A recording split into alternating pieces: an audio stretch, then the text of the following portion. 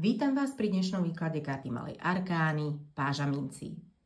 Táto karta v tarote symbolizuje mladú energiu, chuť začínať niečo nové a skúšať nové možnosti. Môže ísť o projekty, nápady alebo osobný rast.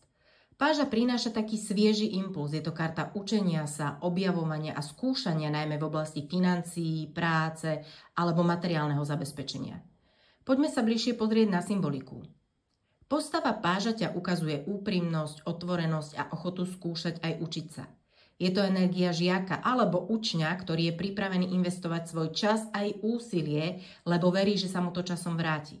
Je to taká pružná, zvedavá energia, ktorá je ochotná podeliť sa o talenty aj zdroje.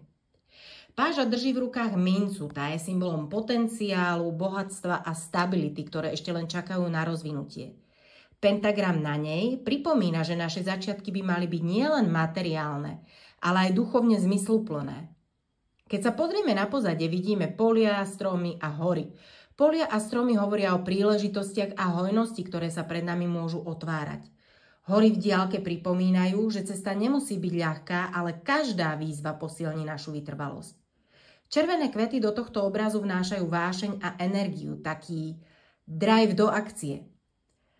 Farby na karte tiež nie sú náhodné. Žltá prináša optimizmus, radosť a duchovné svetlo. Zelená hovorí o raste a spojení s prírodou. Červená dáva odvahu a vášeň a modrá za stabilitu a dôveru vo vlastné schopnosti.